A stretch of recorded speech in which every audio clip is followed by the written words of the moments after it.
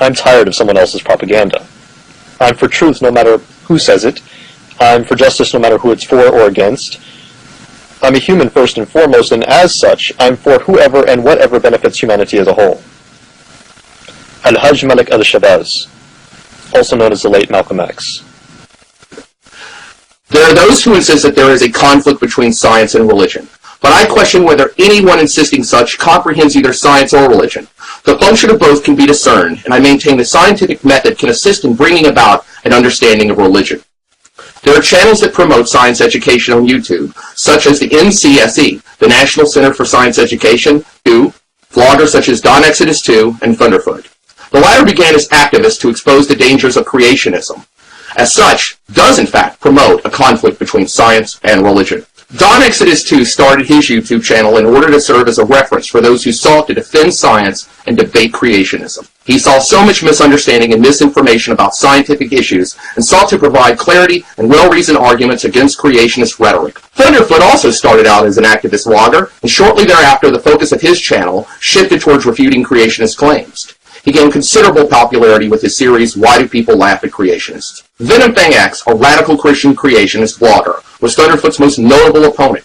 Venom Fang wrongfully filed DMCAs against Thunderfoot's videos, attempting to illegally censor and silence his arguments. Thunderfoot forced Venom Fang to make a public apology for his unethical actions. Thunderfoot's friend and attorney, DPR Jones, felt the need to play armchair psychologist, making a psychological assessment of Venom Fang. After Venom Fang X left YouTube, Thunderfoot and DPR Jones joined in with well-known anti-theist Fact vs. Religion in a Skype call along with Venom Fang and his father, which resulted in publicly disgracing Sean. This came about after Jordan Owen 42 had the audacity to look into Venom Fang's grossly personal information and contact his father. Ray Comfort, a slimy used car salesman type who uses Christianity as a tool to exploit others, agreed to meet with Thunderfoot. And what required a strong, forceful Christopher Hitchens approach, Thunderfoot went soft against this absurd banana man. Because of the format, Thunderfoot's usual tactics were not possible in a live one-on-one debate. It is widely considered he failed miserably. Thunderfoot proved he could not answer actual arguments in debate as he relies heavily on character assassination, a tactic frequently used against his online opponents. Thunderfoot produced videos about Christianity in a short-lived series entitled The Bible for Beginners, and later even asked if God was a volcano. In these, he seems to have an utter lack of appreciation and understanding for myth. He abandoned his well-reasoned approach in his Why Do People Laugh at Creationist series. He launched into an arrogant commentary on a subject in which he had no expertise. Thunderfoot then reacted to the controversy over South Park being wrongfully censored and prevented from depicting the Prophet Muhammad. He utilized this issue of Draw Muhammad Day in order to promote his anti-Islamic agenda. Yet he and many of those he associates with could not distinguish between actual social criticism of a religious figure and depictions of racist, bigoted stereotypes. Thunderfoot spoke about awakening a sleeping giant, a line from a movie that is wrongfully attributed to the actual historical Admiral Yamamoto. Ali, a Muslim vlogger known as Dawa Films, made a reply to Thunderfoot, which was grossly misinterpreted. He did commit one cardinal sin, though, by playing into the various stereotypes that many make against Muslims with his poorly chosen words. Ali stated, "Send you to the God you wish you knew."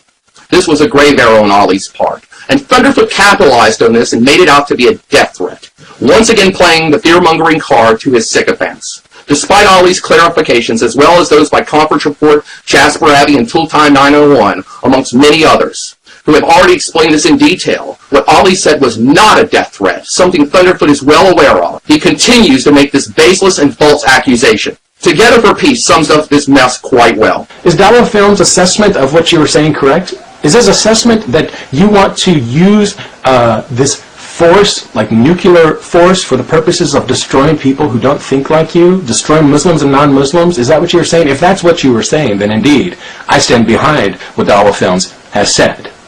If you seek to destroy people just because they disagree with you, because they hold a different ideology, a different perspective on things than you, and you just want to destroy them just for the purposes of because they disagree, then certainly I have a problem with that too.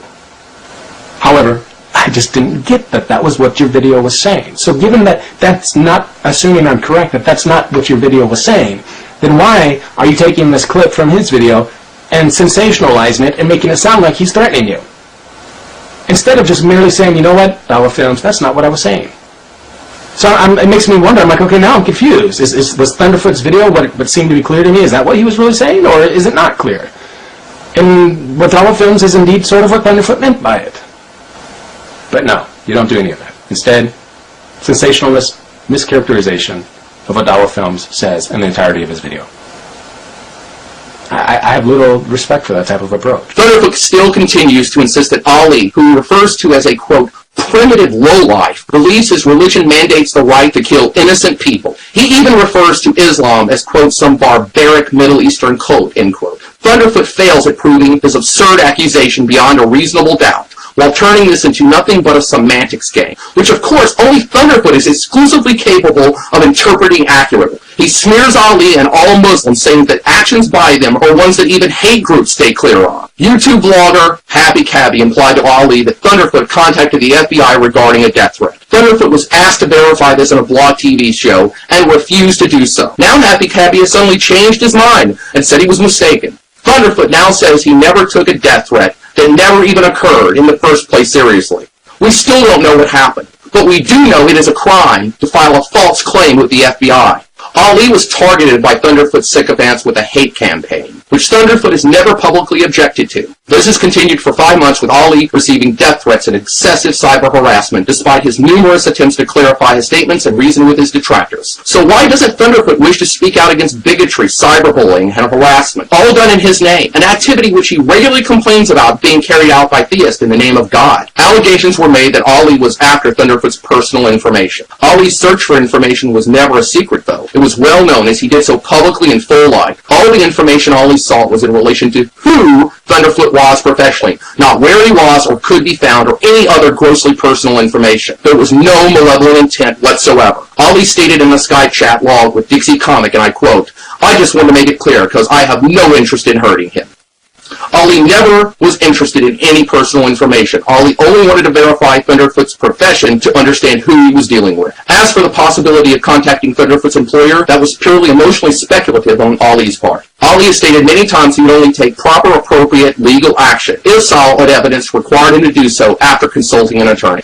DPR Jones also said at one point when he acquires information on another user online that, "I don't intend to use them, but I like to be armed with info just in case."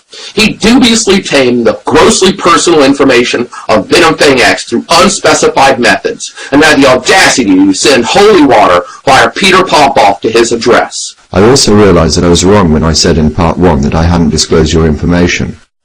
I have. I disclosed it to Peter Popoff. I hope you enjoy the spring water I sent you.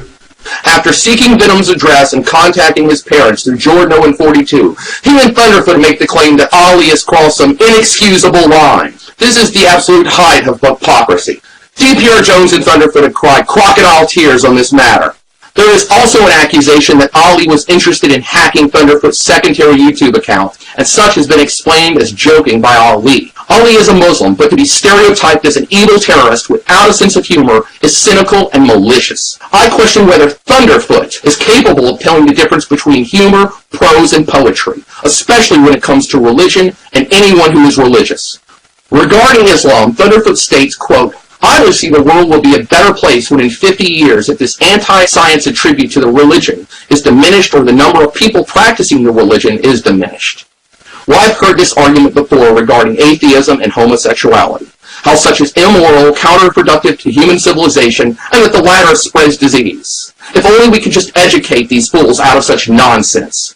Thunderfoot is to have us believe he is non-biased when he has stated he agrees with Eagle Eye that moderate Muslims are the ones too cowardly to blow themselves up while cheering on the actions of violent extremists in the back of their minds. For people like Thunderfoot, a true Muslim must be a terrorist. While the current status of the Middle East as a region in turmoil and badly in need of modern development is not in question, to blame all those problems on religion is utterly absurd. The area has been in continual flux since the end of the Age of Empires after the close of the First World War. The European powers divided up the remains in Europe and the Middle East and elsewhere, often drawing lines on a map, dividing the spoils of war between them with little concern for the realities on the ground or the wishes of those who live there. We all know the mess that caused in Europe and how it resulted in the Second World War. Conflict continues in the Middle East. But to not understand how politics played a role in creating this mess is to be willfully ignorant. There are many factors to take into account. As for the argument that there is an anti-science element to the Islamic faith, let us not forget, as Muhammad Hamidullah, a scholar of Islam and international law, stated regarding the 10th century encyclopedia of the Brethren of Purity, and I quote, "The Muslim thinkers state that the ape then evolved into a lower kind of barbarian man. He then became a superior human being. English translations of the encyclopedia were available from 1812 onward, and this may have directly influenced Charles Darwin. If Islam is such a detriment culturally, then how come it influenced such a conclusion? And what about the golden age of Islam?" Thunderfoot responded to Coughlin by diagnosing him with histrionic personality disorder. This is reminiscent of D.P.R. Jones' diagnosis of Venom Thing X. Thunderfoot, if an argument is made against him, concludes that the person making the argument must have some kind of mental illness. This is consistent with his history of character assassination. This was also used in Soviet Russia as a draconian manner of suppressing any and all critics. Thunderfoot, who so often accuses others of cowardice, continually behaves like a feckless thug when it comes to arguing and presenting his case here on YouTube. He has continuously ignored or refused to address well-reasoned criticism. When this has failed, he has resorted to the self-same tactics he has so utterly condemned creationists for using. When he has faced those with an actual understanding of the issues, he slithers away like the snake that he is. Though he attempted to respond to Deland and Cole, Thunderfoot showcased his failures to communicate, to comprehend another's point of view, and fairly respond to criticism. Alexander Hamilton wisely pointed out that I thought it my duty to exhibit things as they are, not as they ought to be. Wasn't it the aim of the Thunderfoot channel to have science at its heart? Yet, now he pushes a conclusion and cherry-picks evidence to have such neatly fit together to reflect his own biased conclusions without citing evidence. Using your own videos to push an East versus West mentality that paints a black and white perspective while promoting stereotypes does not reflect utilization of the scientific method. The videos he has posted do not include proper citation of clips used or have a bibliography included. Isn't citation, clarifying, and posting disclaimers important from someone who brags about peer-reviewed journals and responsibility? Apparently not. Thunderfoot hosted a blog TV broadcast on the channel Beauty in the Universe on September 13, 2009. Aaron Raw and Don Exodus 2 co-hosted. The latter spoke at length about their objectives on YouTube. Thunderfoot boldly declared his online agenda that the only way to truly promote science is to relentlessly disparage individual theists by utterly humiliating them, just as he did with Venom Thing X, and holding them up as a burnt effigy against the religion itself. This point was agreed upon by all involved. It is appalling to suggest that this approach actually promotes science. This explains the long history of character assassination coming from Thunderfoot and all those who have joined his exclusive anti-theist clan. It's quite apparent, for them in their minds, that the ends justify the means. Don Exodus 2 verified this agenda. You should never debate a creationist, and I do believe that unless you know enough about them, because a lot of it is about presentation, and it's a lot about your style of argument, and it's about your ability to think on your feet. And I personally know that I'm very good at that, and I know that he is not so much. And having reality on my side isn't really a bad thing. So YouTube needed another, I don't want to say another villain, but it had gone stagnant. After Venom Thing X was, carried away to his padded room, and after Gear Up kind of disappeared, there was really no one in the community, kind of gone stagnant. Here we got a crazy person, and I saw an opportunity. It reminded me when Thunderfoot said about Venom Thing X, quote, "If you do go, I will miss you.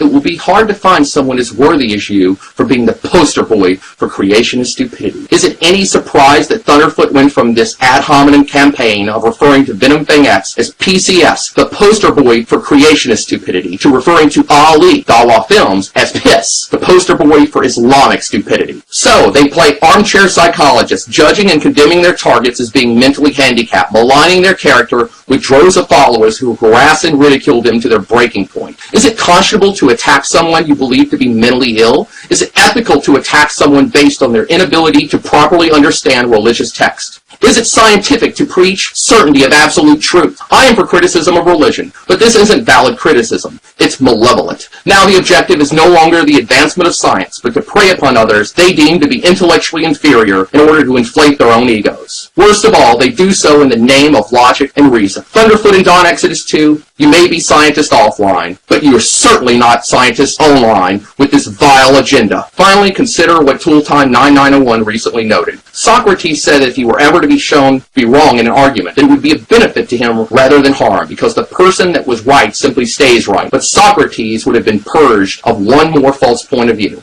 I am always baffled by people who zealously guard their opinions and defend them against all objections, even when they are wrong, just because they seem to value thinking they are right more than actually being right. I know where I stand on this. Do you?